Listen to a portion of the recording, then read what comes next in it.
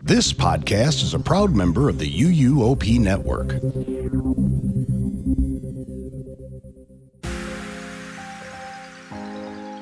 Janine? Anybody? Hello? Oh, jeez. I guess I'll do it.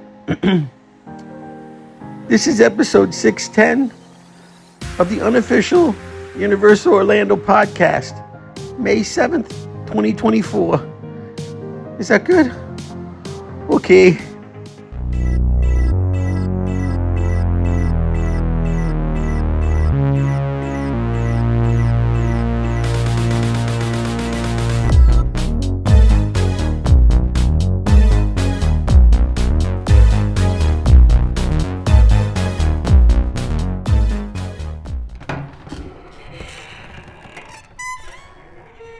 Possibilities are limitless. Hey, producer! I trust you're moving us to a better studio on campus? No, you are being moved off campus. The network board has decided to terminate your involvement. You are to vacate these premises immediately. This is preposterous. I demand an explanation. Fine. The network will no longer continue any funding of any kind for your group's activities. Oh, but the kids love us. Host Malaby, we believe that the purpose of podcasting is to serve mankind. You, however, seem to regard podcasting as some kind of dodge or hustle. Your jokes are the worst kind of popular tripe. Your hosting is sloppy and your opinions are highly questionable. You, Host Malaby, are a poor podcaster. Okay, I see. And you have no place in this studio or in this network. Thank you, sir. This is a major disgrace. Forget Spotify or Apple Podcasts now. They wouldn't touch us with a 10-meter cattle prod. Oh, you're always so concerned about your reputation. Personally, I liked the network studio. They gave us money and facilities. We didn't have to produce anything other than a podcast, of course. Chris, you've never been out of the studio. You don't know what it's like out there. I've worked in the private podcast sector. They expect results. Look, for whatever reasons, Chris, call it fate, call it luck, call it karma, I believe that everything happens for a reason. I believe that we were destined to get thrown out of this dump. For what purpose? To go into podcast networking for ourselves. This podcast recording system that Tracy and I have in mind is going to require a lot of bread to capitalize. Where are we going to get that money? I don't know. I don't know. You're never going to regret this, Chris. My parents left me that house. I was born there. Oh, you're not going to lose the house. Everyone has 3 mortgages nowadays. But at 19%, you didn't even bargain with the guy. Chris, for your information, the interest rate alone for the first 5 years comes at $95,000. Oh, will you guys relax? We are on the threshold of establishing the indispensable universal podcast of the next decade. Professional podcast recordings and discussions. The network rights alone will make us rich beyond our wildest dreams. Yeah, right.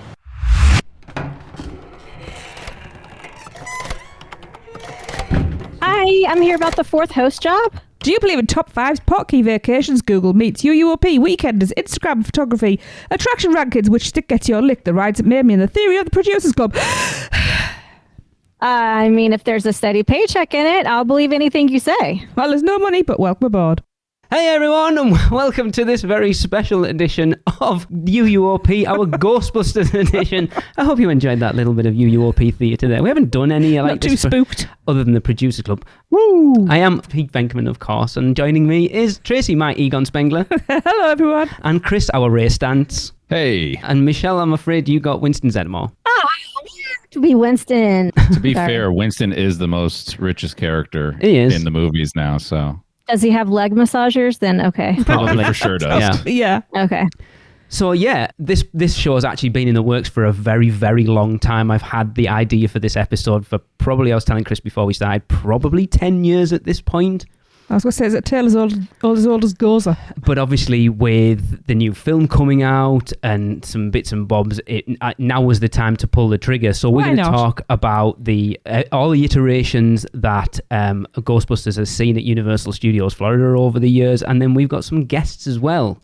So we are first going to take a look at the Ghostbusters Spooktacular. Yes, the Ghostbusters Spooktacular took place in the current Race Through New York starring Jimmy Fallon building and ran from June 7th, 1990 to November 8th, 1996. So it was an opening day attraction then, yeah? Mm. Yeah. Yeah. The show had two different versions. Now, the original version that ran from opening day into the early 90s consisted of a female host telling the audience the story of the Ghostbusters, but being interrupted by a loud crack and a flash of light and the temple doors opening to reveal the three-headed demon Gozer, who is dispatched by the Ghostbusters. The revised version, which ran until its close, was hosted by Louis Tully, all hail the king, who was trying to sell ghostbusting equipment to begin creating franchises. Walter Peck barges in to shut down the Ghostbusters and shuts down the containment unit, which unleashes Gozer, and once again, the Ghostbusters arrive to dispatch the demon. Now, I know we haven't seen this show.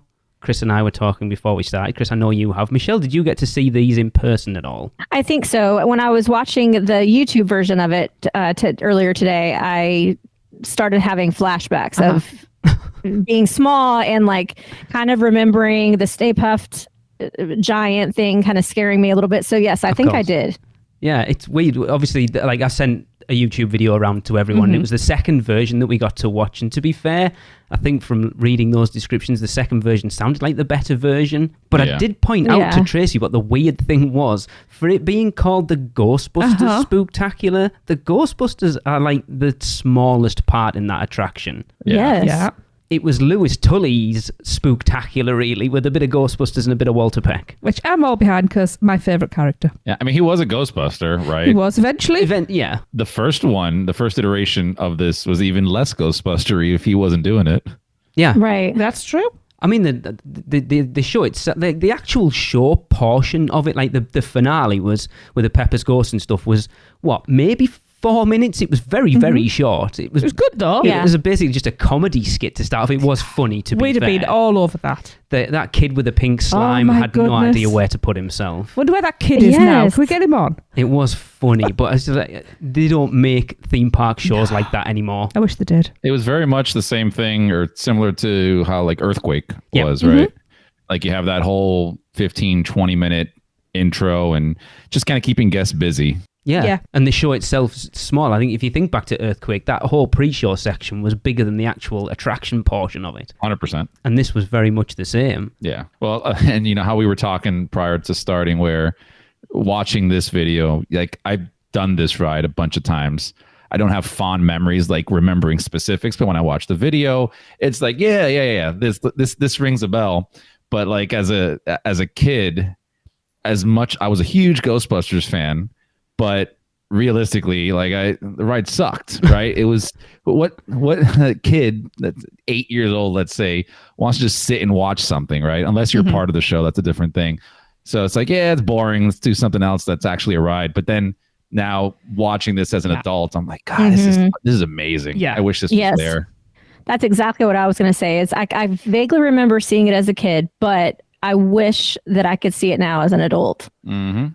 Like, even though Ghostbusters, I mean, it is coming back, you know, so maybe the newer generations will find some fondness in it like we did as kids, Chris. Yeah. But even if we didn't have the current movies, like, I still think it would be a valid attraction here that people would enjoy watching. Mm-hmm. Honestly, if parents are doing it right, their kids should know who the Ghostbusters are. I do think if you're a kid at that age, though, watching that show, being a Ghostbusters fan, I do think, to play devil's advocate, you would have been a little disappointed because, like, where are the Ghostbusters then? Like, it's like I said, it's literally like a 4-minute tag on the end of a comedy skit, basically.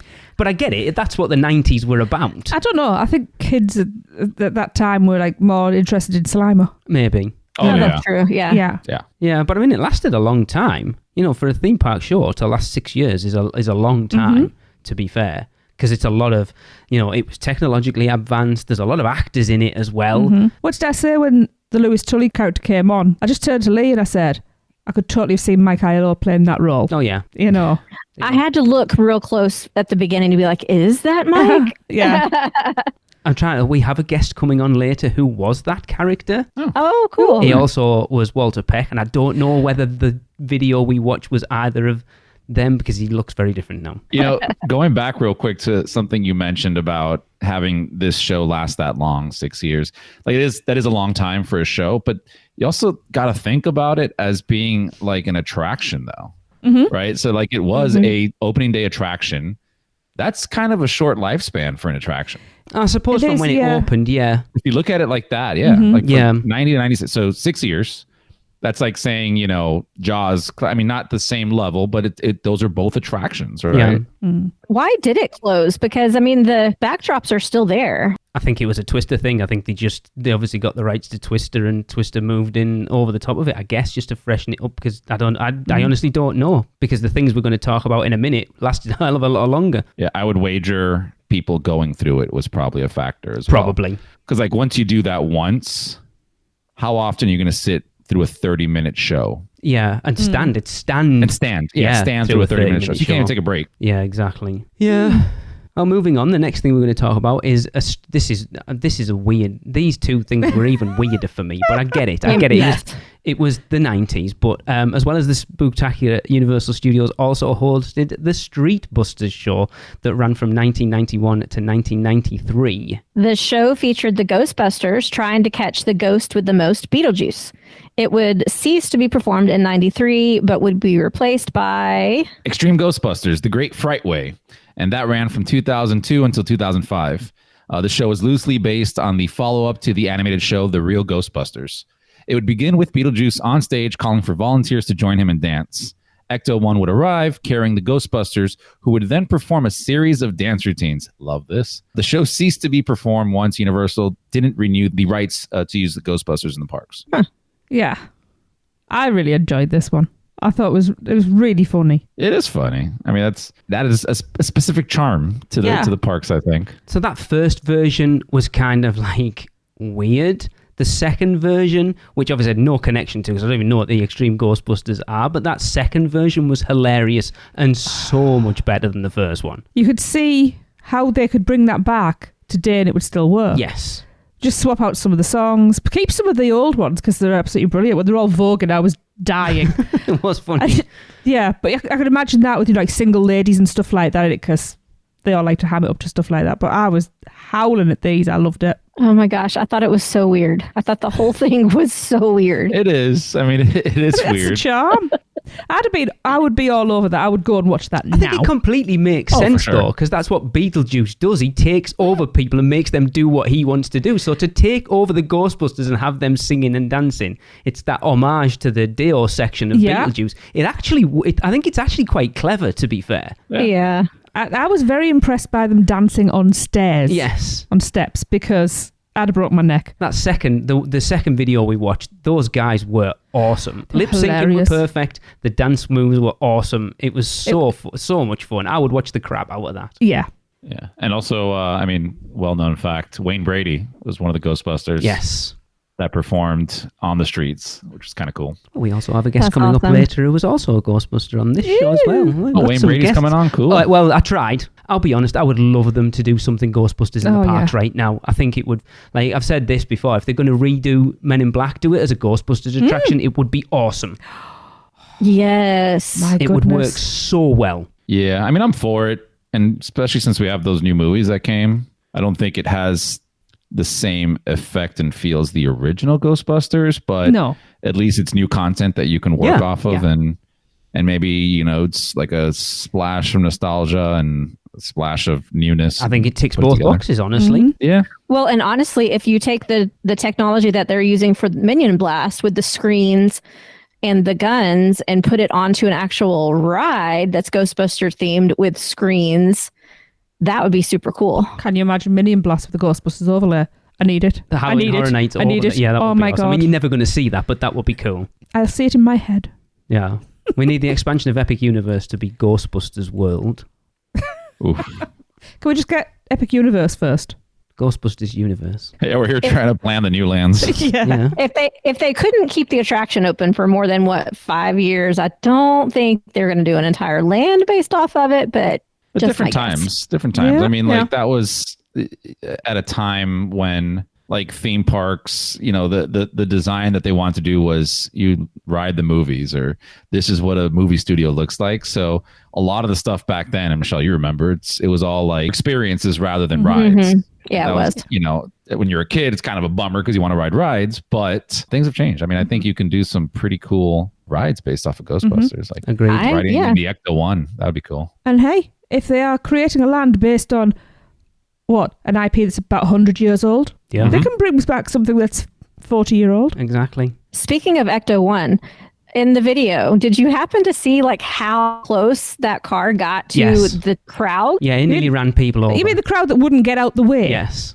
So were people just like ignorant, braver back then, or have we just gotten stupider that we don't know to get out of the way anymore? No, we've always been stupid, Michelle. Yeah, the difference is now, it's like when the Bluesmobile comes out, they have team members clearing the streets. Back then they didn't. They just went, if you don't get out the way, you'll get run over. You've signed them. They had nobody. Yeah. I was like, what? Yeah. Even go back and look at if you watch the video of the intro to the Ghostbusters ride, like all that stuff, just watching it would never happen now, right? You couldn't get a kid from the audience on a stage in a chair. Oh, we'll put a seatbelt on him. Like he'll be fine. Yeah. No, our culture's way too Sue happy now. I was going to say, litigation happy, that's the problem. Right, the final version of the Ghostbusters that has been seen in the parks was back at Halloween Horror Nights in 2019.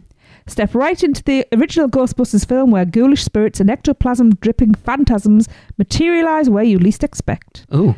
A rift between worlds has opened up, releasing apparitions of every shape and size, from the voracious Slimer to the all-powerful Gozer the Gozerian. Your screams only attract more ghosts, and even the Ghostbusters and their proton packs may not be able to avert a catastrophe this big.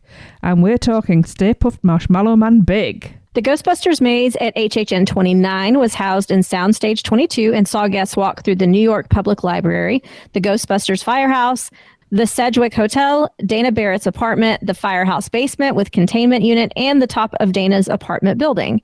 The house contained the library ghost Slimer, Gozer, the Stay Puft Marshmallow Man, the Scoleri brothers, the Wendigo Skull Ghost, the Ringleader Ghost, the Cab Driver Ghost, the Subway Ghost, the Terror Dogs, and Zool, as well as the chambermaid from the hotel, Louise Tully, Dana Barrett, Pete Venkman, Ray Stantz, Egon Spangler, Winston Zeddemore, Janine Melnitz, and Vince Clortho.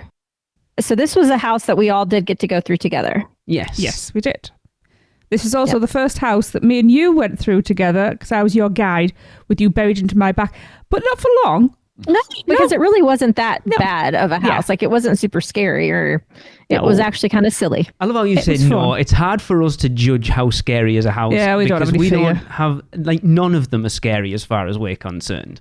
That's true. I'm getting that way, but like this one was for sure just silly. The joke house. Yeah, it was. Yeah, it was. Yeah. It was just, it was weird. I think I said this back at the time. You hit the nail on the head when we've talked about it before. It felt like the Wish version. Not really the Wish version, but like... So it was a Timu or somewhere it's called.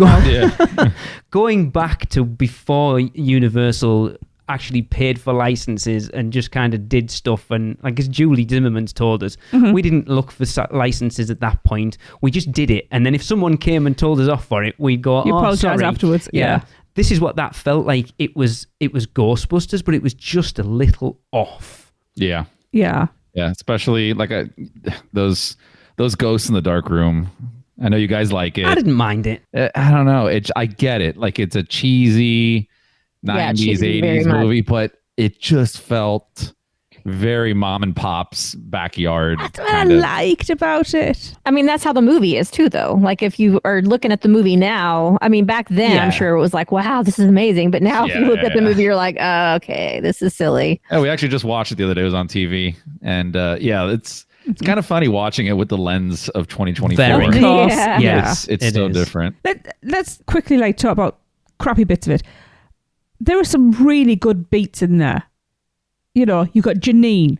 She was awesome. Oh, yeah. That actress, that cast member, holy crap, she was one of the best I have ever seen. And again, and so interactive as well. You don't get to see a Horror Night actor use their own voice in a house. Like, ever. No, and she used her voice. Oh, I had tons of interaction with her. She'd go, we've got one. And I'd be like, yes. And she went, that's the kind of spirit we like.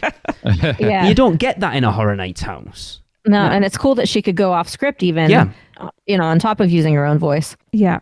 The actual bit with Dana on the plinth, that where you look through, that it was beautiful. actually really well done watching it again through that YouTube video we watched. Not so much as sat in the armchair, because come on, Universal. It was terrible. You gave her elbow-length gloves to look like, what was it called? The Terror Dogs. The Terror Dogs.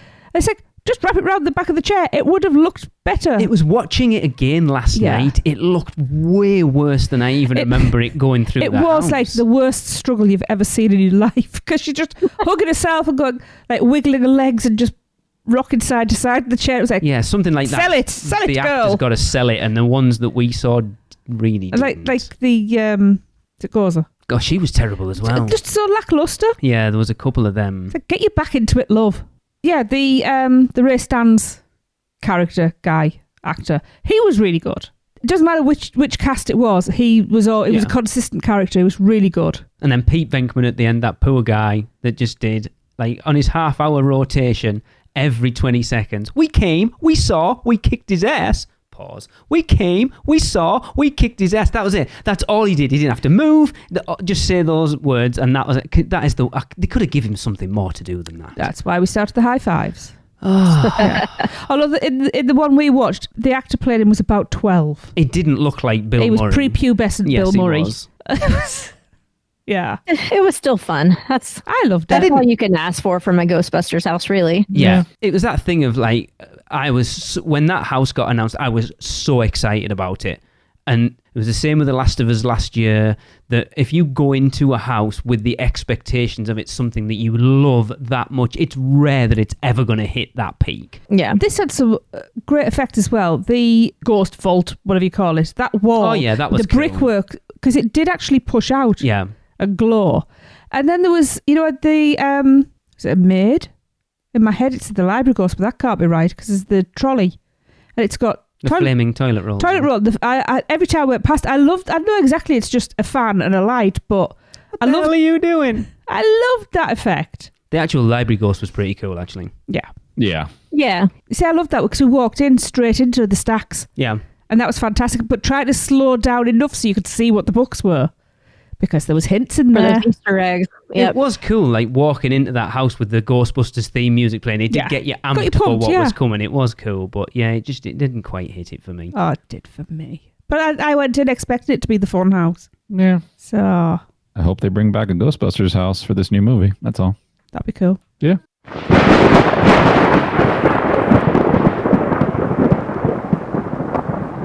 Whoa! What the hell was that? The podcasters. Gozer the Gozeri. Gozer the Distractor. Vulgar Siltroha. The podcaster has come. Choose and perish. What do you mean choose? We don't understand. Choose the form of the Distractor. Whoa, I get it. Very cute. Whatever we think of. If we think of Lou Wasserman will appear and destroy us. Okay, so empty your heads. Empty your heads, everyone. Don't think of anything. We've only got one shot at this. The choice is made. The podcaster has come. Whoa, nobody chose anything. Did you choose anything? No. Did you? My mind's totally blank. I didn't choose anything. I couldn't help it. It just popped in there. What popped in there? I tried to think. Look. No, it can't be. What is it? It can't be. What did you do, Chris? It can't be. Oh, it's Seth Kubersky, the unofficial guide's author. Hey Seth, welcome to this special Ghostbusters episode of the show. We've already discussed the Spooktacular, both street shows and the HHN29 house, but as we've discussed, you actually got to work as a Tech 5 stage technician on the Ghostbusters Spooktacular, so we have invited you on to kind of tell us what it was like to work behind the scenes. Give us some juicy little tidbits of insider knowledge, please. Ooh. Oh, I wish I could give you lots of juicy tidbits, but unfortunately that was a long time ago, and my brain only holds so much. When I started writing books about Disneyland and Universal in Las Vegas, I had to remove a lot of core memories. There wasn't space on the racks. Yeah. So I'll try to dig up what I can. I was a Tech 5, which was almost the lowest level that you could be in the technical department of Universal Entertainment. There was one lower, which was the stage assistant. A Tech 5, basically, you had you had some sort of degree in theater, and you had a pulse. Okay. To be a stage assistant, you had a pulse. Gotcha. So I just came in. I only moved to Orlando in the summer of 1996, right after I graduated college. And I spent a couple weeks trying to get a job at Disney, and went around in circles. And then one day I drove to Universal Casting and pretty much got hired on the spot. Nice. But it turned out that I ended up getting trained in at Ghostbusters just a matter of, I would say, not even months, weeks before the closing was announced. So I got to be there for its final summer, and was there for the closing performances. Wow. But I was, just sort of barely getting my feet. I was one of the last technicians trained in there before the whole thing went away and became Twister. That's a pretty cool accolade to have, to sort of say I was the one that killed Ghost. But no, that's not what I meant. Yeah, it is all my fault. Honestly, I'll be honest. From what I remember, I think the stage assistants probably did a lot more actual work than us. They did a lot more labor, things like setting up the props and the proton packs and the slime, and as a Tech 5, you basically spent 99% of your day sitting in a booth, pressing a green button every 20 minutes or so, and occasionally looking through a window. Wow. And it was really not a very high stress, high demand job unless something went wrong, and then it very quickly became high stress. But honestly, people asked me, "Oh wow, how did all that work?" We weren't the blue shirts. We weren't the tech services guys who came in overnight and actually made all the animatronics work.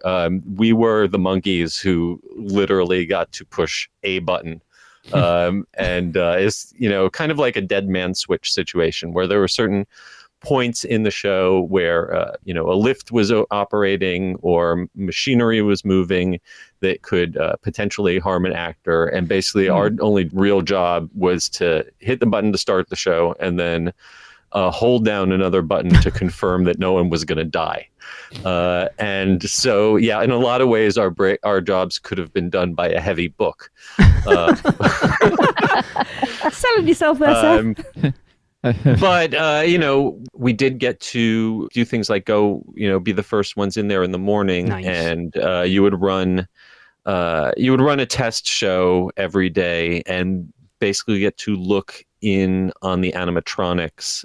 If in case anyone there, I don't want to spoil, but there were not actual ghosts. It was very much like the Haunted Mansion, where you've got a big plane of glass separating the audience from the animatronics, which appear as ghosts floating over the stage.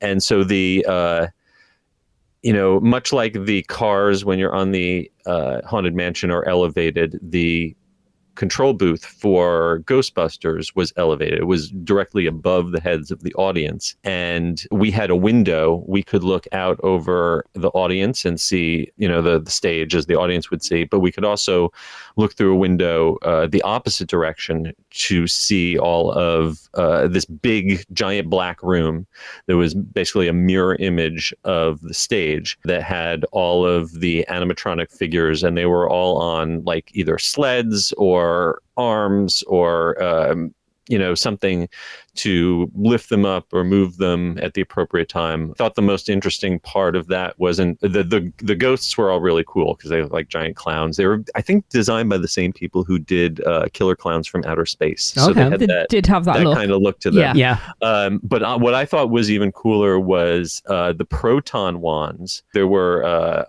were there 2 of them or 4 of them on the stage, but basically every time that they would shoot the proton wands on stage, it was this long bar, many meters long, of twisted neon, and I don't know if it was neon or argon or laser, but it was basically these tubes that were all twisted in the shape of like a proton beam from the movie, that they would illuminate, but then they would move on these computer-controlled sleds, these arms that would basically shuffle it and swivel them around the room to be into the next position. So the Ghostbusters, the actors on stage, are running around to hit their marks and hold the proton wand in the exact right place. But at the same time, the wand that is behind all of the audience, behind and above the audience, basically, is itself kind of being puppeteered by these computer-controlled arms to slide into the next position. And it was kind of like this big dance done between the machinery in the big black room on one side and the actors on the glass on the opposite side. It was really cool for the first few weeks, and it was very quick to take it for granted. You know, I can remember the first time going to the Ghostbusters show as a guest before moving down there and just being blown away by the technology and thinking how cool it would be to work on the show. And that wore off in a couple weeks. Yeah. I take it that tech booth, Seth, it won't have changed when it became Twister. I don't know if the Twister tech booth, which you could see, you could kind of look. We got to go up it. We were there. So when the day they announced Twister closing, I don't believe that's the. Okay. Was that the? Did they tell you on a tour or something that was the same tech booth? I can't remember. There were some old lockers that were kept. Yes. Yeah, we saw those. I was just wondering because the day it was announced that Twister was closing, we went and did the booth tour in Twister, and I was just wondering if it was because it sounds what you're describing of looking out over the Ghostbusters set seemed very similar to what I remember looking out over Twister when we saw that. The only thing I can say is though that I remember us being significantly higher over the heads of the audience. I know that for Twister they kind of built up the floor a little to be able to do that drop, but I still don't feel like. I don't know. I was not around for that. So I can't say for sure, but I feel like that was gutted and rebuilt. I can remember being there before they announced that Twister was coming, before they announced the closure of Ghostbusters, when there was rumors going around. And I can remember people from Universal Creative coming in and walking through our catwalks and pointing at the stage and talking about, oh, well, the hut will go over there and the building will go over there, and wondering what exactly they were talking about and finding out a few weeks later. But other than that, juicy tidbits. I can tell you one, basically every show was pretty much exactly the same, but there's one performance that particularly stands out as being a little bit different.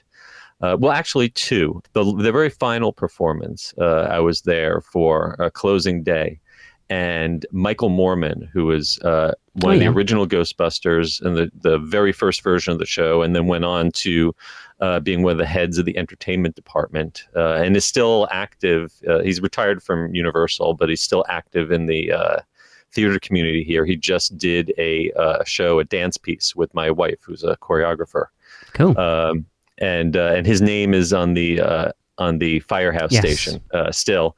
He came back to perform Winston for the last performance. Awesome. Wow. And had not done, I don't know if he had ever done that version of the show, because the version of the show I worked on was the second version of the show. It was redone by Gary Goddard's Landmark Entertainment. The first version was kind of longer and slower, and the version I worked on was a lot tighter, had a lot less Ghostbusters in it too. The Ghostbusters were only kind of in it for the last 3 minutes of the show, basically. But Michael Moorman came back, and I can remember them kind of pushing him through the show to get to his blocking, because it had been a long time since he had been on stage with a proton pack. So that was a lot of fun, and getting to take there's a big group photo out there with like dozens and dozens of tiny faces, and I'm in the back there somewhere. Nice. But the most memorable performance, a little bit of ennui set in, especially after the closure was announced, and it was like, the execution was drawing near, and so we would kind of get bored and distracted. And something that we liked to do in the booth was play backgammon. I learned to play backgammon. I played a lot of backgammon. And one day, me and the other tech who were, we would have overlapping shifts so we could have breaks, but we would, hang out together in the booth and played backgammon. And we did the pre-show calls and the pre-show announcements and everything as usual, and glanced over and the animatronics were running as usual, and nothing seemed off until we noticed that the actor who plays Louis Tully was going off script and shouting about, boy, I wish the Ghostbusters were here. I could really use some help from the Ghostbusters. Oh. So we decided to look up from our board and actually look out on the stage and notice that even though the Ghostbusters, the Ghostbusters were supposed to be on stage at that point, that they were gone. They were missing. Oh. And the only one only person staying on stage was Louis Tully, who knew everyone else's blocking so well that he was trying to run around and hit all three of the other actors' proton points. Brilliant. And then finally, with about 30 seconds to go before the very end of the show, all the Ghostbusters pile out on stage. Whoa. What? And say, hey guys, we're here. Oh my God. They come out at the end and they kind of do a slightly extended meet and greet, waving at the audience, who was very confused as they leave. Yeah. And we probably had, the ride and show folks heard some folks who wanted to see it again back into the pre-show. It's like, all right, if you want to see the next show, you can go.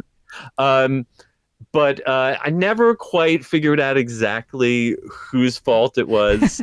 We might have forgotten to hold down the button when making the microphone and announcement on the microphone that the next show is up. They might have forgotten in the green room where they were always either chatting or watching TV or wherever. They might have forgotten to look at the clock. Yeah.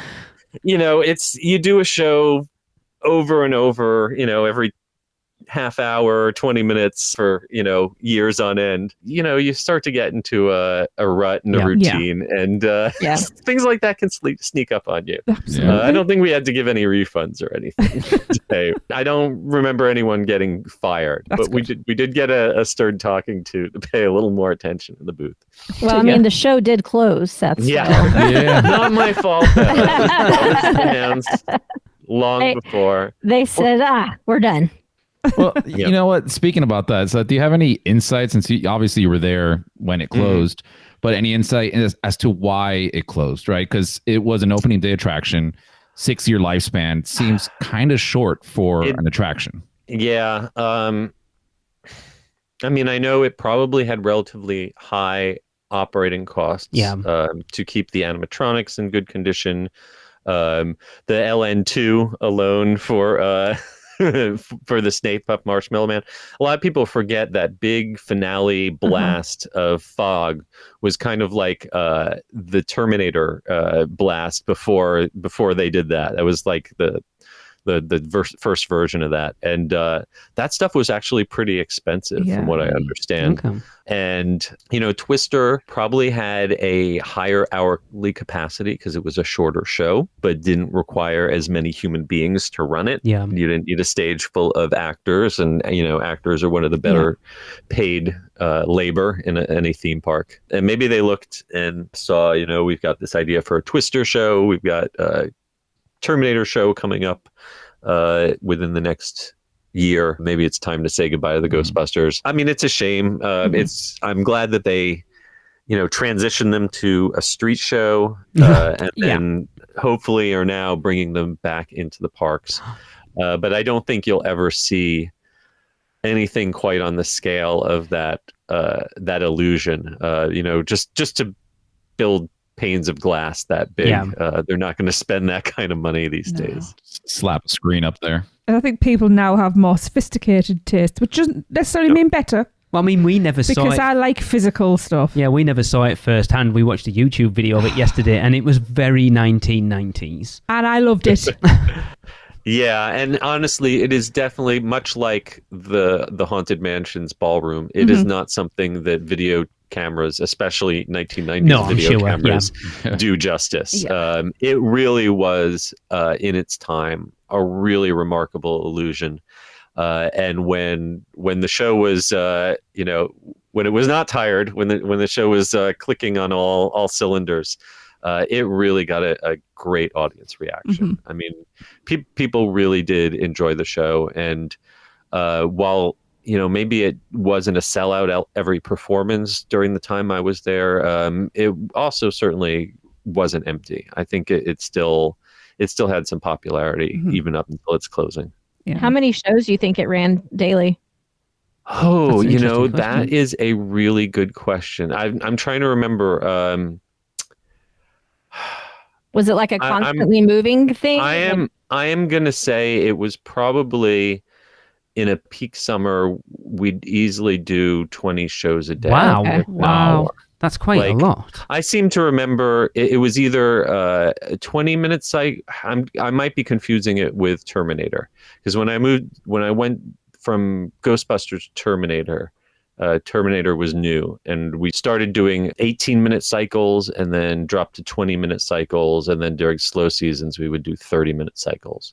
So I'm thinking Ghostbusters we probably did that on 30s during a peak season. So 2 shows an hour from 9 in the morning until, I don't know, 8. Back in the day during a peak season, Universal would regularly be open from 9 in the morning until 10 at night.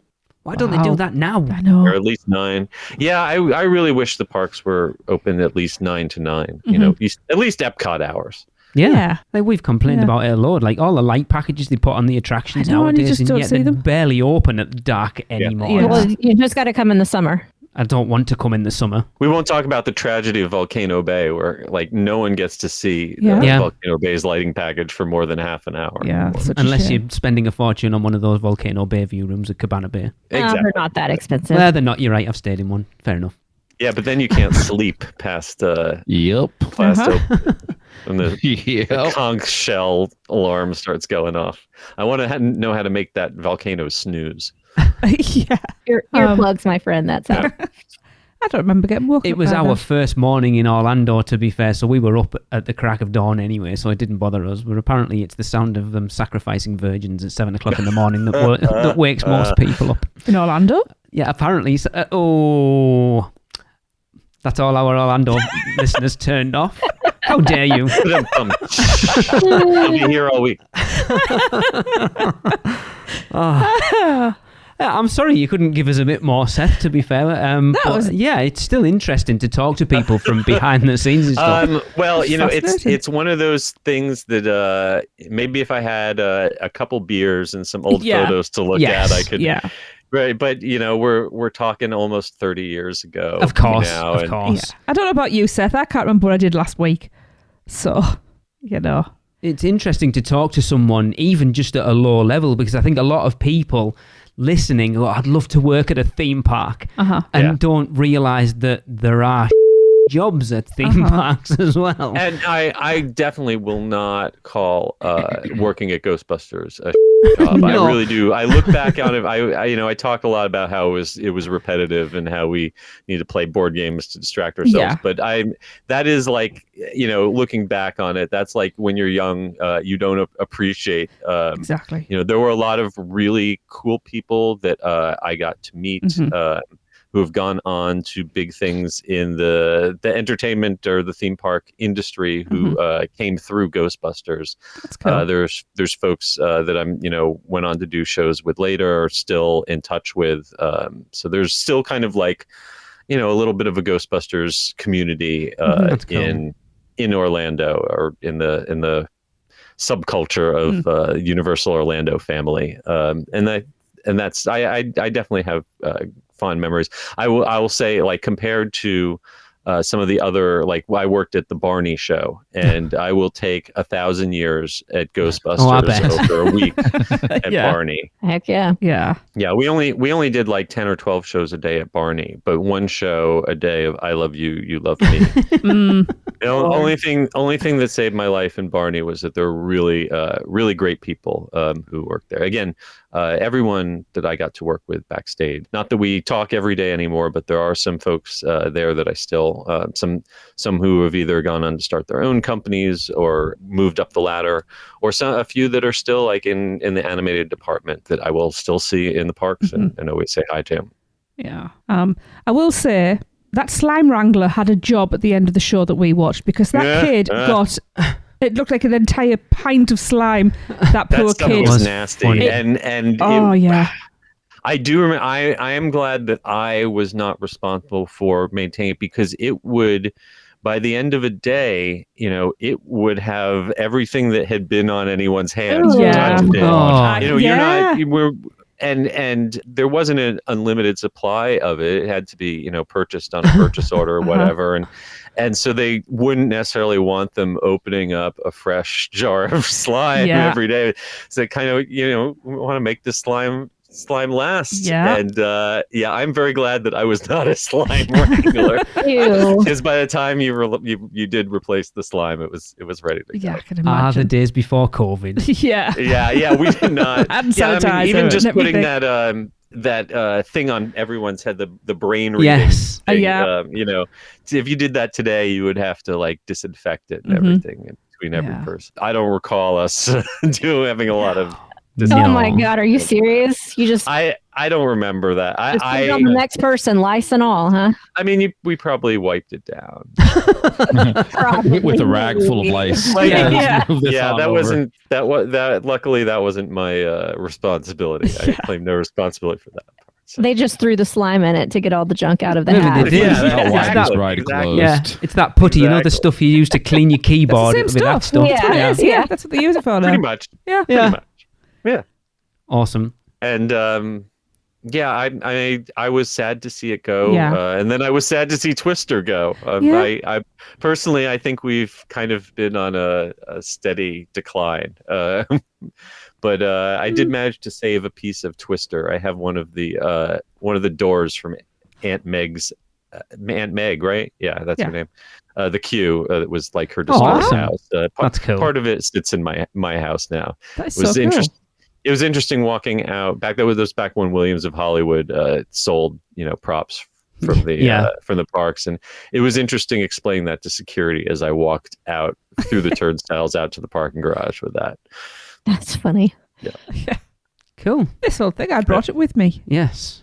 Well, thank you, Seth, and we do appreciate you coming on to talk to us. Thoroughly enjoyed that. It's always good to have you on. You know that. Of course.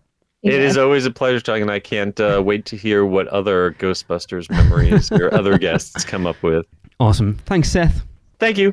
I wish to go to Universal.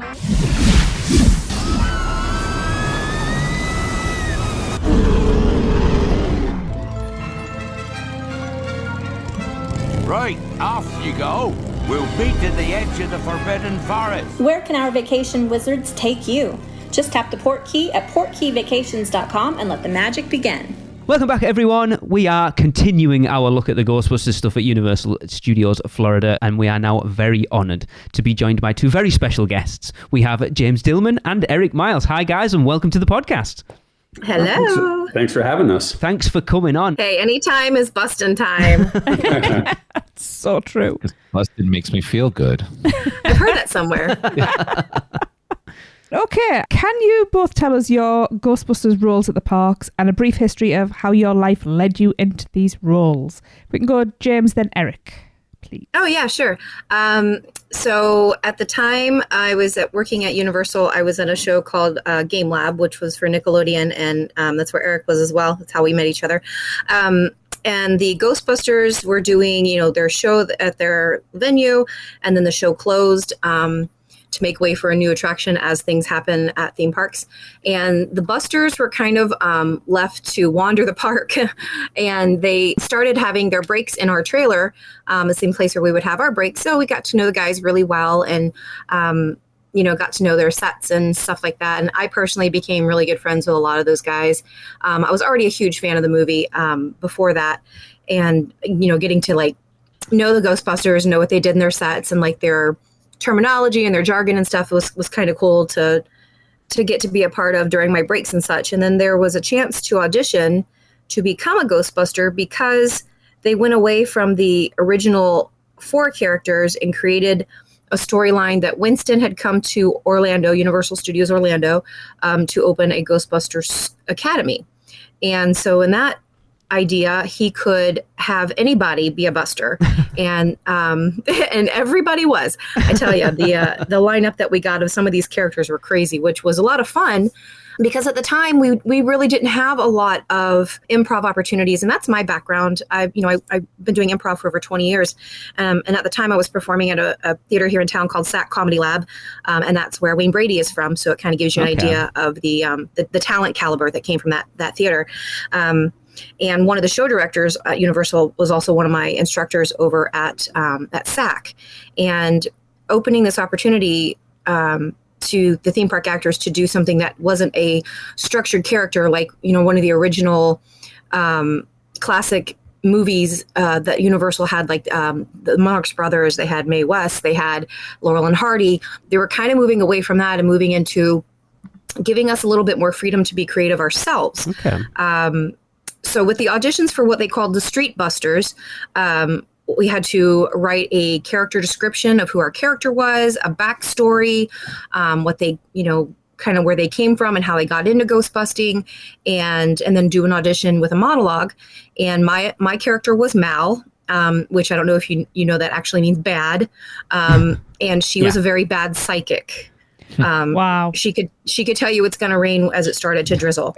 that was, but every now and again, it's kind of funny because every now and again she would get something right. And that would be when we were busting ghosts out of the facade sets along the streets of New York and whatnot. It's kind of funny if you know the Harry Potter lore. Professor Trelawney is kind of similar. Yeah. Yes. So I was like, okay, I see you, Rowling. Like no residuals for me, thanks. But yeah, so that was kind of fun. We got to create our own lore, and we got to create our own backstory. And the Ghostbusters was the first movie I got to see in a drive-in when I was in 4th grade. So, I still remember that very vividly, very core memory. Me and my brothers and sisters in our pajamas and mom's station wagon watching that at the drive-thru. Awesome. Yeah. And so growing up, knowing these movies, loving these movies, obviously watching them whenever they were on reruns and whatnot on cable. And then getting to be friends with the guys who played it, kind of starstruck. Yeah. As a fledgling theme park employee. And then getting to finally be a part of something that was so unique and different. We would do sets on the streets where we would go into the facades of Universal, and you would hear the audio from the car of us busting, quote unquote, a ghost inside. And we would come out with a smoking trap or a shaking trap or something along those lines. Or we would find a guest out in the crowd and suck a ghost out of his head, and then the trap would shake, and just silly fun stuff like that was kind of innovative at the time, because this was like 98. And stuff like that really wasn't being done at Universal. So being a part of something that we got to kind of create on the fly, and everybody was so creative. I mean, we had a Scottish Ghostbuster. We had a Ghostbuster who would wear his underwear on the outside because he was just that kooky. We had a surfer Ghostbuster. Gosh, we had so many different kinds of personalities. For a while, they also had the extreme Ghostbusters, and my girlfriend Sin got to do them, do Kylie from that. But when we created our own characters, we got to come up with some really unique stuff, and I'm forever grateful for that.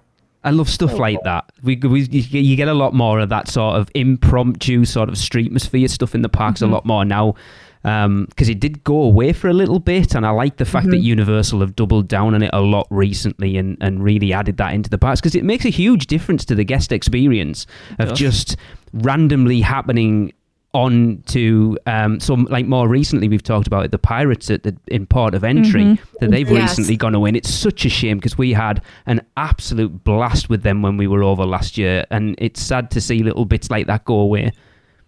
Well, what I loved about it too was that it was a blind casting. With Ghostbusters being so rooted in the 4 characters that everybody knows and loves from the movies, we were really honored to be able to not only make up our own character, but also be, a gender blind casting, and not have it just be the boys club. We got to be a part of the girls club. Girls club? We made our own girls club. I do remember one day Sin and I were scheduled together, and for some other reason, there was no other Busters that day. People call out or have to fill other roles in the park. And admittedly, the girls were not drivers of the Ecto, and I think that's a good thing, because I'll tell you something about the Ecto. We started it with a butter knife. Wow. So we were walking and doing our sets, just meeting and greeting and taking pictures and signing autographs and all that such. And a guest was like, well, were you guys supposed to be exterminators? We were like, yeah. Brilliant. Huge bugs, but so that was kind of funny. But once people realized who we were and why we were, there was no questioning. It was just accepted. And it was kind of like, oh, cool, Girl Busters, all right. And then when the 2016 movie came out, me and Sin were kind of side-eyeing going, all right, we did it first. But it wasn't such a huge thing back then, because it wasn't done on purpose to be, hey, look at us, we checked another box. Yes. Yeah. It was more, hey, look at these actors who have amazing abilities to interact with guests. And that's all they wanted. Yeah. That's cool. Yeah. Awesome. Fantastic. Eric.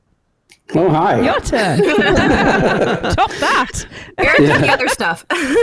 So I didn't get to do the improv as much because obviously our show was scripted, but it was on tracks, actually, audio tracks. You really couldn't improv at all, except in the beginning when I was doing Lewis Tully. Obviously, the first room was all audience interaction, and it was a unique experience. I will say that was my first experience into Universal. So I had come off the road. I was traveling. I did a world tour with a group called Up With People.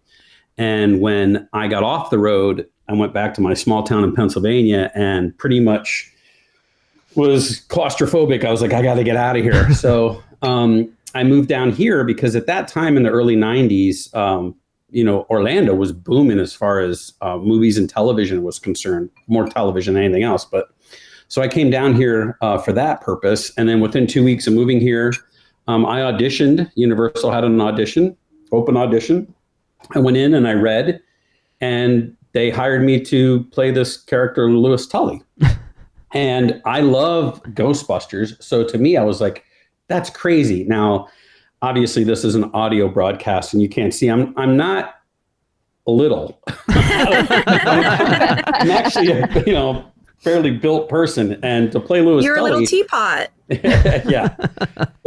To play Lewis Tully, I always got notes. Be smaller. I'm like, I can't physically be smaller. But I had that, I was able to do the voice, and I'm vertically challenged, 5'9", so I guess I was okay from that regard. Because the Ghostbusters themselves, they usually hired guys that were over 6 foot. Yeah. Wow. But we had what we called the mini Ghostbusters, where these guys were all my size. So we would go out on stage and they were all the same height as Lewis. In fact, one of them, I was taller than them. So they called them the mini Busters. It was funny.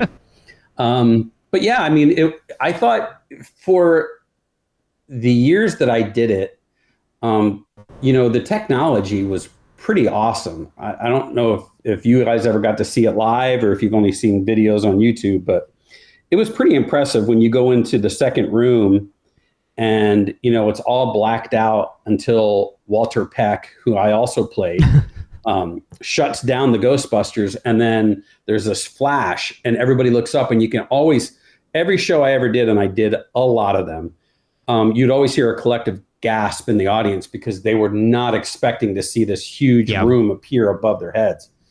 And that was always a really cool reveal.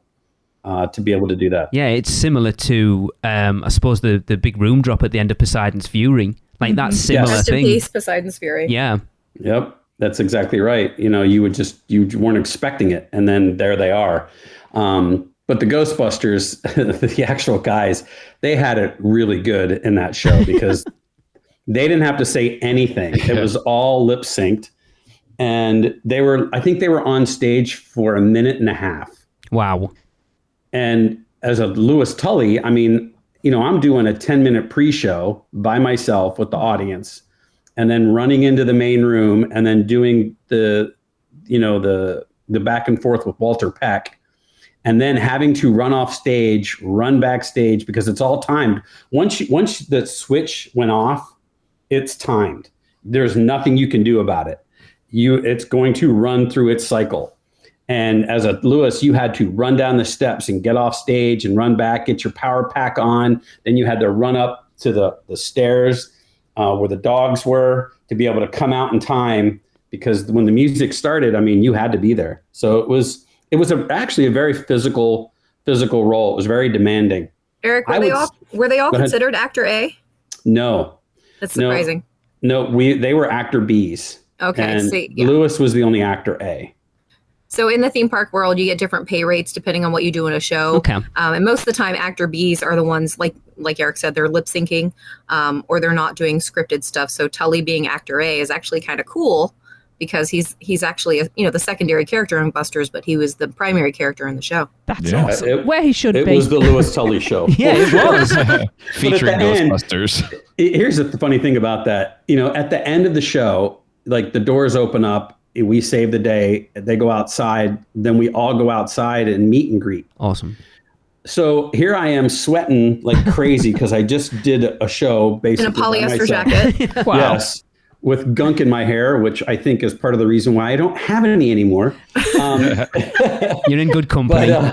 But it was funny is everybody would gravitate to the Ghostbusters, of course, right? Yeah. They're the heroes. So they're on stage for a minute and a half, didn't say a freaking word. Here's Lewis Tully, and I'm like, oh gosh, I'm all by myself. They're all like wanting pictures with. Like seriously having a Tully moment. Yeah. And that took me years, by the way, because every picture you ever took, you always had to smile and put a thumb up. Yes. It took me years to get over that. And if you look at pictures of me with my family, with my friends, I'm smiling with my thumb up. Same. That used to be a joke with us. If to audition to be a Ghostbuster, you had to be able to, take a picture with your thumb up and smile. And if any of us get together, we still take that picture because it's so iconic. It totally. I think we did it last month, didn't we? Yes, we did. Mm-hmm. Awesome. Yeah, we did. Yeah. But then I also got to play Walter Peck, which is the bad guy, and that was a lot of fun. I enjoyed that. Everyone seems to say the bad guys are the better part to play. Yeah. How great that they brought the same guy back for the new movie too. Yeah. That's true. Mm-hmm. They did. Yeah, it's interesting because I know, Chris, did you say you saw the Spooktacular in person, didn't you?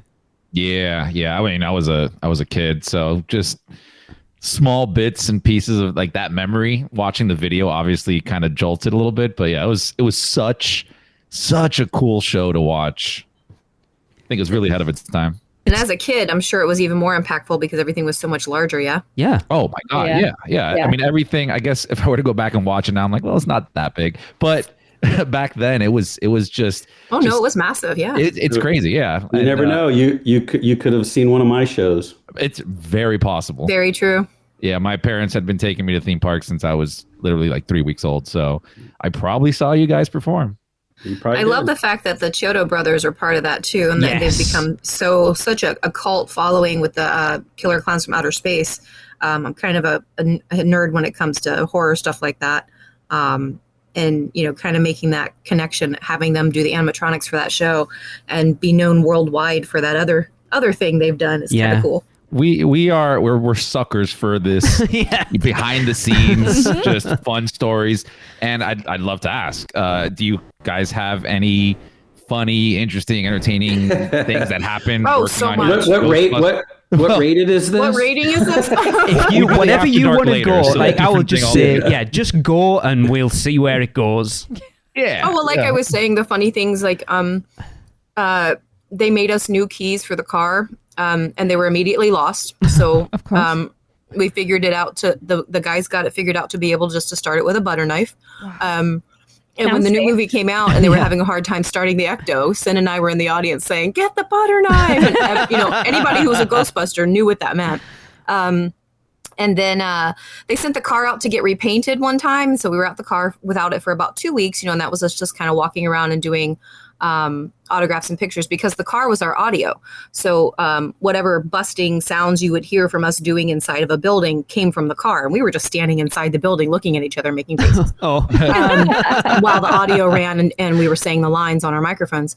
But then when the car came back from being repainted, we're all excited. It's all nice and refreshed. We go out to do a set. We go to the back to open the back door to get our proton packs out. And they painted the damn door shut. Oh no. So we're all on set looking at each other like, well, guess it's just pictures this time. Wow. It was, yeah. I mean, little things like that was just funny. Well, do you remember what I said, how that's all time once Walter Peck pulled the switch and shut it down, then that clock starts? Well, sometimes you would have Ghostbusters who weren't really paying attention and maybe were in the bathroom. Oh no. Wow. We would run out and we'd be minus a Ghostbuster. Like there would be, you would just hear this voice out of nowhere, get him. And then you see the stream come out of nowhere because you're supposed to, because it was a reflection. So you're looking at, and you're lining it up. So it looks like it's coming out of your wand, but it's not. And there would just be this plasma. Wow. Nobody's there. Oh, or I mean, what the heck? You had 1 minute job, right? Yeah. Oh, there's so many when things. nature calls, and what are you going to do? And then sometimes they would not be able to, like somebody would call in, right? And they wouldn't have a Winston. So what do? I mean, you don't have a Winston, right? So they would put not everybody can play Winston. No, but they made it, so we called him Whiteston. Because yes, they had to put. I remember that. It was so ridiculously funny. Oh my gosh, that's because you're like, are you kidding me? Just like, it's like, what's your choice at this point? Yeah. Either you have this disemboweled voice with lasers coming out of nowhere, or you have this guy. Clearly not Winston, playing the part. Well, when the show closed, a lot of the props and stuff were dispersed to other places. And when the Street Busters came over to break in our trailer, the huge industrial size vat of slime came with them. So when the boys would go out on sets at that time, they would take little containers of slime to have out there as props or let the kids touch it or whatever. But by the end of the day, it was so disgusting from so many people touching it. It was not hot pink anymore. It was like a grimy, like grayish. It was so gross. Like I'm so ruined between Nickelodeon and Ghostbusters for slime. I don't, God, I don't want to have anything to do with it ever again. The days before COVID as well. When everyone could touch it without having to sanitize. Very, very true. Antibacterial? What's that? Yeah, exactly. Yeah. But the Superstar Parade was really, really fun because that was literally all the celebrity cars like Marilyn, Laurel and Hardy, the Marx Brothers. We would all, do, and then the Ecto and Scooby. We would all do kind of a little parade through the park. I remember that. Nothing big or flashy, but enough to give guests a picture opportunity, break up the day. And, we would all play pranks on each other. There were different things that we would do. Like one of the Marx Brothers, Harpo Banks, he's one of my favorite people in the world. He would roller skate in the parade, and he would skate through the candy shop, dip through, grab a handful of jelly beans and skate out the other side, and then go down the parade route and give all of us little jelly beans as we're riding in the parade route. Just like random stuff like that. There's a couple of rules now for entertainers that were made because of those days. Like the Marx Brothers were always getting in trouble for getting in the fountains. Oh. All sorts of stuff that we're no longer no climbing on the signs. The fun stuff. Yeah, exactly. I mean, we were in character, but there got to be a point where corporate started taking over and it started being less fun and more structured. Yeah. Which I can understand for safety's sake and for legal reasons that those things have to happen. Yeah. But it was kind of a wild west time. Yeah, that's true. Theme parks are much busier places than they were back then. Yeah. Oh yeah. There was some things as far as like I said, driving the car. The girls were never drivers of the car. We had to make sure that was always top notch, important of the safety through the park. And there were times that cars broke down. I mean, the Blues Brothers mobile I've seen a few times. I just kind of left because it wouldn't start again. Well, there was times when the show would break down. And as a Lewis Tully, and I'm in the first room because it was on a cycle, right? So sometimes we would do shows back to back where I'd literally finish a show and have to run back out and start the next one immediately. And if the show broke down, you'd literally get the sign from the stage assistant looking at you like, stretch. And I'm telling you, sometimes we would have to stretch. I was improvising for 10, 15 minutes. Wow. Before they would say, well, all right, we're closing it. And then that would happen at Disaster. And then I remember one time I was Walter Peck and I shut the Ghostbusters down. Shutting you down. Boom. And nothing happened. And I did it again. I'm telling you, I'm shutting it. Nothing happened. And then you have to wing it. I mean, and I would I would say, all right, you're under arrest. And I would take Lewis and put his hands behind his back and walk him off stage. And then you hear the, sorry, ladies and gentlemen. Is that something you guys thrive off of? That last minute, do something. Yeah, yes and no. Like I would say there's a point when you know that they're going to dump the audience and you can tell the audience is getting frustrated and you're just like, just let them go. Like, why are you trying to, have me maintain these people? Just let them get out and move on to the next ride or show or whatever. Especially when it's in the middle of summer. Yeah. You get frustrated sometimes with that. But improv, all actors love that. I mean, thinking off the top of your head, there's nothing better if you can come up with a joke immediately and people laugh at it. You're like, hey. Yeah, especially if you're working with a cast that totally supports you too. Like, that's another thing about the Busters, man, is like everybody supported everybody in their choices, or you would workshop something on your break about, how about we try this? Or you could just see like a connection being made sometimes on set when you're like back and forth with somebody and with a guest. Ed Budd was really, really good at that. Kenny Babel was really great at that. A lot of our Winstons were so great with people, and like you could just tell everybody was so happy to be there, and the looks on people's faces when that car came around the corner or they could hear the sirens. I mean, it's iconic, right? And to be a part of that, it's something that I'll forever have on my resume. It's one of those things with the pair of you, the experience, like the shows you were both in were audience participatory as well, and that's one of those things that you never know what you're going to get as a guest interaction. Oh, for sure. Oh my gosh, the stories we can tell you about Nickelodeon's Game Lab and some of the stuff that came out of kids' mouths. Oh my. I feel another episode coming. We haven't covered Nickelodeon much on here. Stories there. We've got so many people we can call, many stories, and then you'd have to make an After Dark version for sure. I have been climbed on that show, so I'd love to hear that. Oh my gosh. Those shows, stories, they're endless. I always thought it would be the best reality show because at the time we were at Game Lab, that's when all the reality shows started coming out, like Survivor, Big Brother, all those shows. And I always thought a green room of a kid's show would be either the very best or the very worst reality show, because you just can't believe some of this.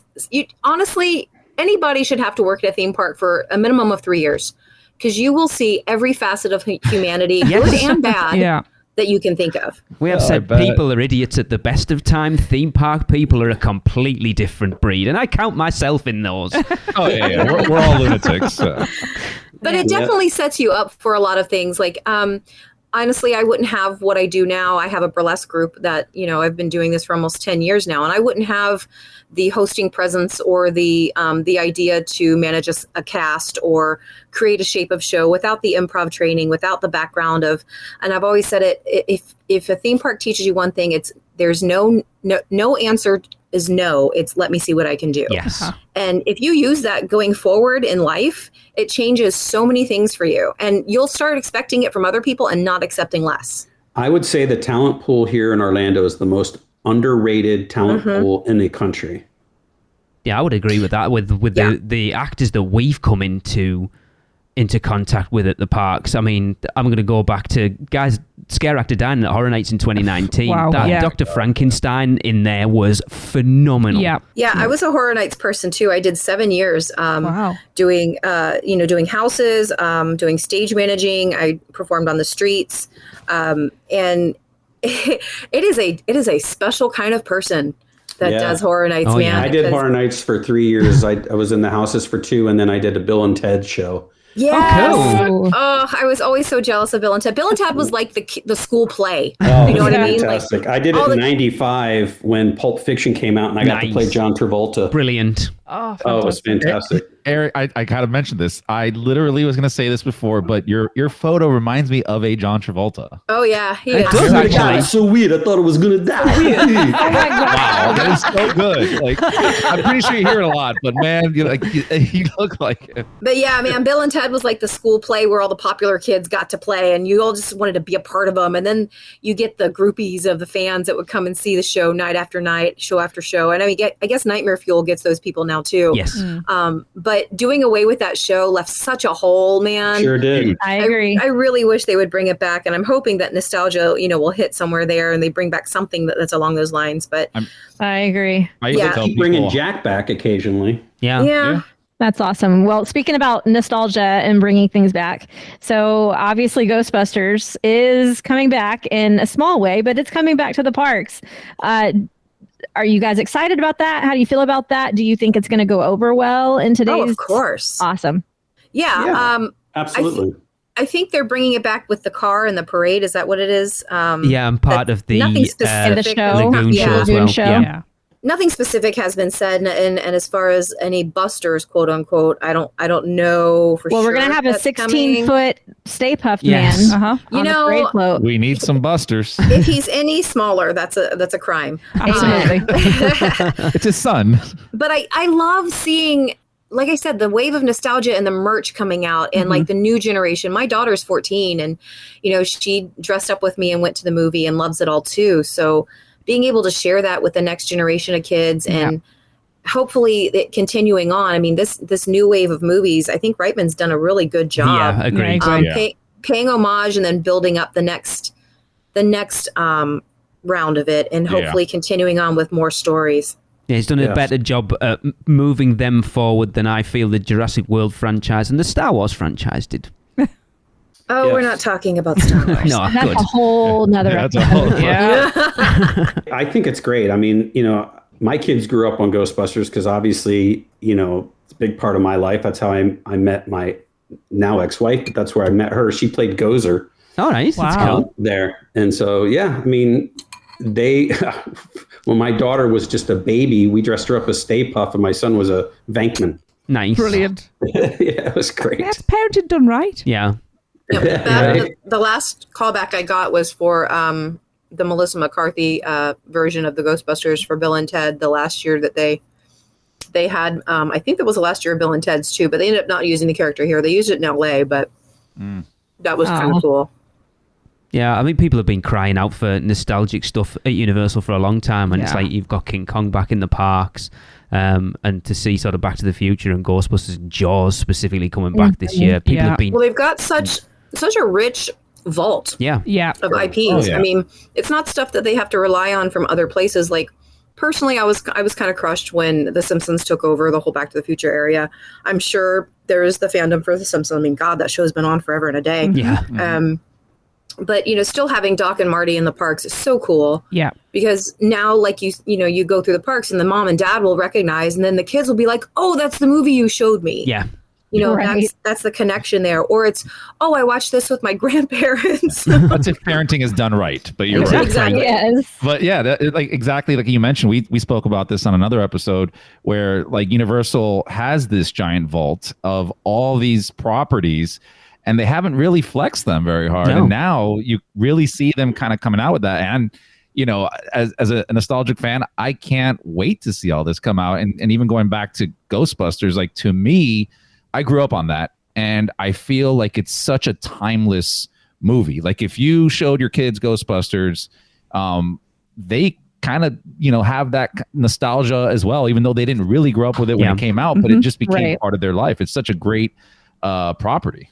Yeah, they knew it's something mom and dad got excited about, so they got excited to share it. Yeah. And I think even continue going further. I mean, we still got Mel's, so bring back that American Graffiti. We still have the Jaws shark in the park.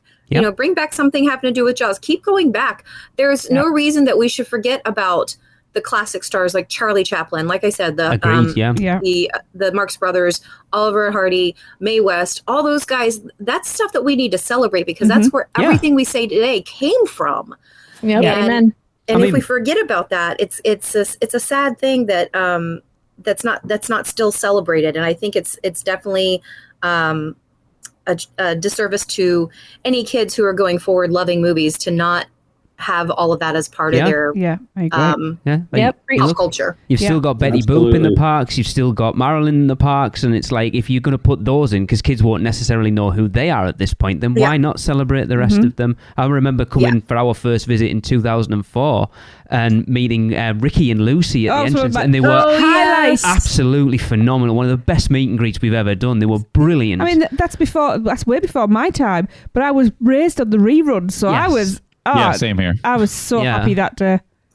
Yeah. Well, I think what sometimes theme park folks forget is that families go to theme parks, not just kids. Yep. And so you got to have some stuff for the older folks to identify with as well. And I think Universal does a really good job of that, more so than some of the other parks that are further down the road.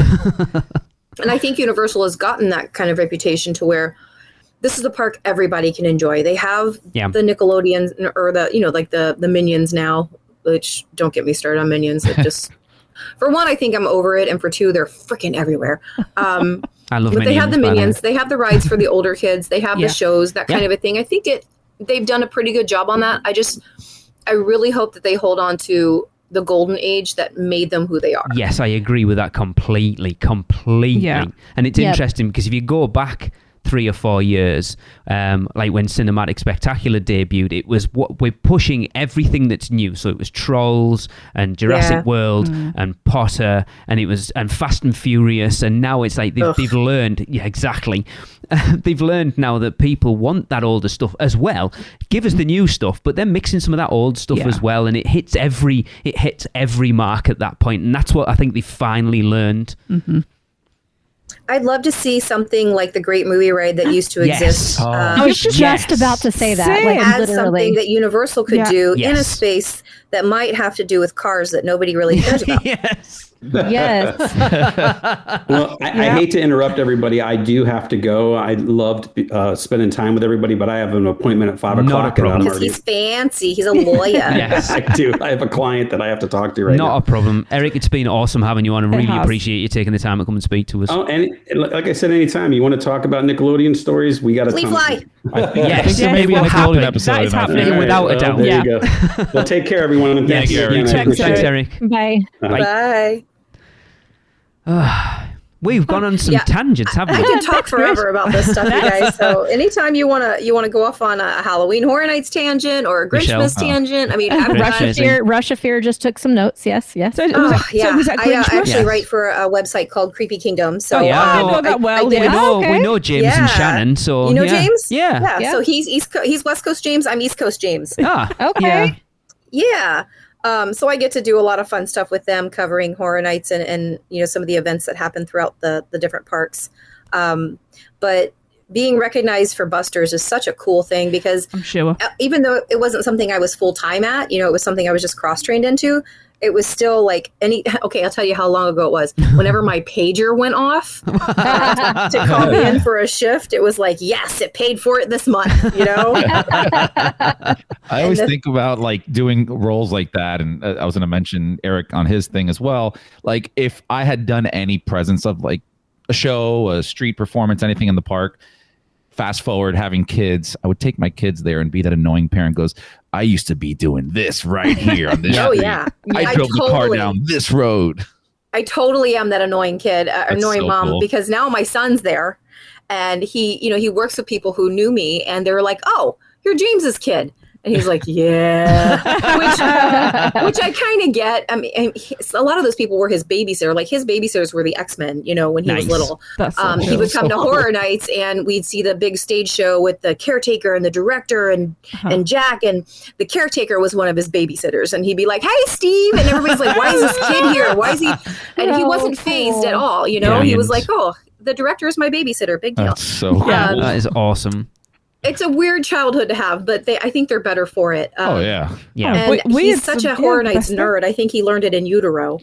There's worse things you could be a nerd about, let's be honest. Exactly. For sure. So, Jaimz, before you leave, let us know if you've got anything going on that you think that our listeners would be interested in.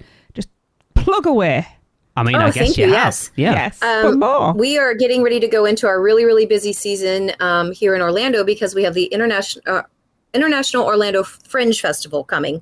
And it's a 2-week festival in May.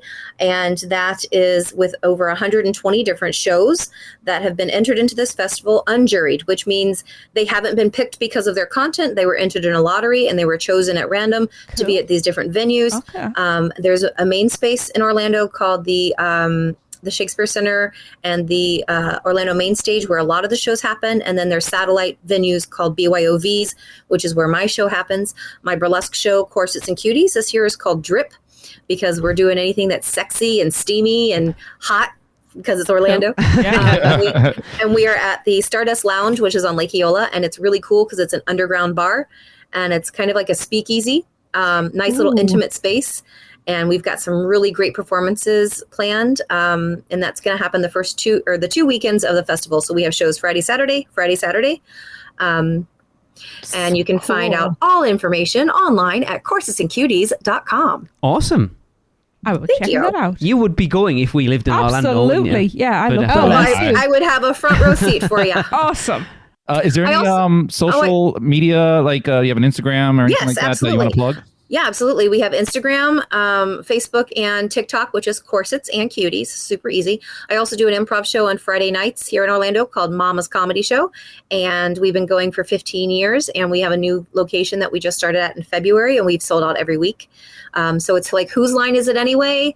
But very adult. Awesome. We let the adults come out for a night out. So that's Friday nights. And you can find out information about that at mamascomedyshow.com. So there's a lot of really great stuff here in Orlando. We want you guys to come visit. Perfect. I am hearing all kinds of cool ideas for our next meetup. I knew that's where your brain would go, Michelle. 100%.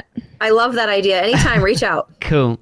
Right. Well, we've gone completely off on a tangent at this point, but we have talked about Ghostbusters in the parks. It's great to see it coming back this year. I don't want to give a big shout out to Jeff Royds for being our producer at the beginning of the show, Seth for joining us, Eric for our intro as Lewis Tully, and for joining us, and James, you've been awesome. I cannot wait to have you back on again. 100%. Oh, my pleasure. It's been such good fun. It really has. The perfect time to do a Ghostbusters show. I can't believe it's took us 13 years to get to this point, to be fair, but it seems fortuitous that this is the time that we're doing it, to be fair. Of course, we're going to wrap the show up. Don't forget, we want you to let us know how bad Fast and Furious Supercharged is by submitting your fun facts about how bad it is to us at podcast@uuopodcast.com. But until next week, we'll catch you later, guys.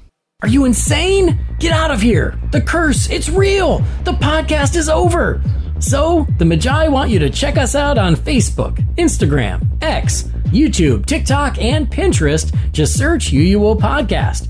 For all the podcast news and articles, check out our blog at uuopodcast.com. Contact us by emailing us at podcast@uuopodcast.com. And if you want to join the Producers Club, email us at uuopproducers@gmail.com. Silence! With your subscriptions, we shall rule for all eternity. Listen and subscribe to the podcast on Apple Podcasts, Spotify, Google Podcasts, and everywhere else podcasts are found.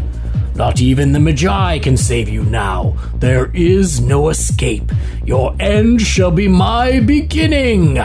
Prepare yourself for your next trip by emailing Michelle at portkeyvacations.com. She can take care of all aspects of your next Universal Orlando vacation. We hope you enjoyed your podcast. Please remain seated and keep your arms and legs inside the prepare to forfeit your souls. Check out the other podcasts on the UUOP network. Rush of Fear, Halloween Horror Nights podcast, the theme park duo for all your West Coast news and info, and the Taste of Universal, Universal Orlando food podcast. So hey, welcome back. Hope you enjoyed the podcast. I would have enjoyed this podcast a lot more if I had gotten my cup of coffee.